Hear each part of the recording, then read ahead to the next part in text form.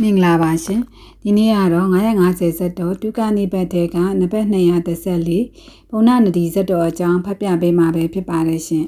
ဒီဇက်တော်ကတော့မင်းမြတ်ထွက်၍ရှောင်းသိန်းကအမျက်ပြေသည်ဖြစ်စကတာဝတ်၍ပရောဟိတ်ပုံနာကိုပြန်ခေါ်သောမင်းကြောင်အောက်ပါအတိုင်းဖော်ပြပေးထားတာပဲဖြစ်ပါတယ်ရှင်နတ်လူတို့၏ဆရာဖြစ်တော်မူသောမြတ်စွာဘုရားသည်စေတဝန်ကျောင်း၌တရင်သုံးတော်မူစဉ်ယဟန်တို့သည်တရားတပင်ဝဲငါရှင်တို့မြတ်စွာဘုရားသည်ကျေပြန့်သောပညာရှိတော်မူ၏ရှင်သောပညာရှိတော်မူ၏လင်းမြန်သောပညာရှိတော်မူ၏ထက်မြက်သောပညာရှိတော်မူ၏နတ်နေသောပညာရှိတော်မူ၏ဤတို့စသည်ဖြင့်မြတ်စွာဘုရား၏ပညာတော်ကိုချီးကျူးအံ့ဩ၍နေကြကုန်၏ထိုအခါမြတ်စွာဘုရားကြွလာတော်မူ၍ယဟန်တို့ငါဘုရားသည်ယခုအခါ၌သာပညာရှိသည့်အကြောင်း၌လိမ္မာသည်မဟုတ်ရှေးအခါ၌လည်းပညာရှိသည့်အကြောင်း၌လိမ္မာသည်ရာသည်ဟုမိန့်တော်မူကားအောက်ပါအတိတ်ဆက်ကိုဆောင်တော်မူသည်လွန်လေပြီးသောအခါဗာရဏသီပြည်ဝဲဗျမဒမင်းပြုတည်ရှိသောဘုရားလောင်းသည်ပရောဟိတ်ပုံနာ၌ဖြစ်၍အဖလွန်တစ်ဖြစ်ပရောဟိတ်ရာထူးကိုရ၍ဗာရဏသီမင်းကြီးအားအကျိုးအကြောင်းကိုပြလျက်ဆုံးမတတ်သောအမတ်ဖြစ်လေ၏နောက်အဖို့၌မင်းကြီးသည်ဂုံချောတတ်သောသူတို့စကားကိုယုံကြည်လျက်ပရောဟိတ်ပုံနာကိုအထင်လွဲကာအမျက်ထွက်၍ငါထံမှမနေလင့်ဟု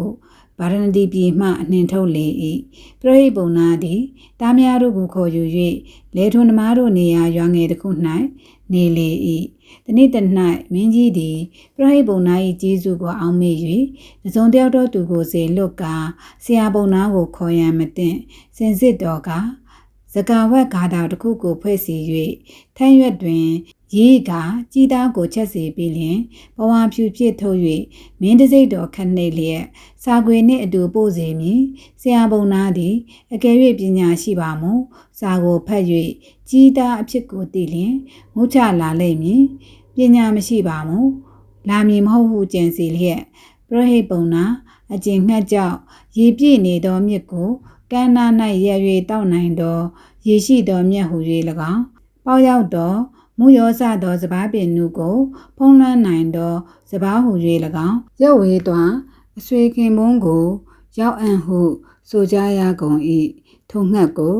တင့်ထန်တို့ပို့စေ၏ထိုငှက်သားကိုယူ၍စားပါလော့ဟုထမ်းရွက်တွင်စကဝတ်ဂါထာကိုရေး၍ထမ်းရွက်လိတ်ကကြီးသားကိုချက်ပြီးလျင်ပဝါပြူပြည့်ထုတ်၍မင်းဤတစိတ်ခတ်နှိပ်လျက်ထမ်းရွက်စာခွေနှင့်အတူပရောဟိတ်ထံပို့စေ၏ပရောဟိတ်ပုံနာလည်းမင်းကြီးမှပို့စေသောစာခွေနှင့်အထုပ်တစ်ခုရောက်လာလျင်စာခွေကိုဖြည့်၍ဖတ်ပြီးသောအခါမင်းကြီးသည်မိမိထံဆက်တလာသောကြီးသားကိုပို့စေရန်ငါကိုတတိယပြီး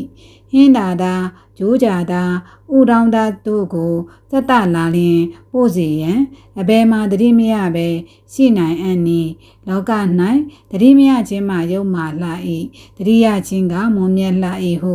စကဝတ်ဂါထာ၏အဓိပ္ပာယ်အရာပို့စေသောအသားကကြီးသားဖြစ်ကြောင်းကိုမိမိဉာဏ်ပညာဖြင့်သိလေ၏နောက်တစ်ဖန်မင်းကြီးသည်ငါကိုအောက်မေ့တတိယတော်မူသည်ငါပြန်လာခြင်းကိုတောင်းတတော်မူသည်ထို့ကြောင့်ငါယခုပင်တွားမည်ဟုပြောဆိုက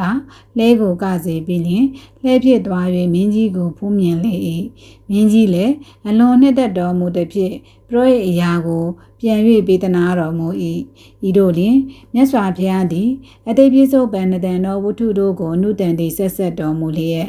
ယဟန်တို့ထိုအခါဗာရဏသီမင်းသည်ယခုအခါအာနန္ဒာပရောဟိတ်ပုံနာသည်ငါဖျားဖြစ်လာပြီဟုဇက်ကိုပေါင်းတော်မူသည်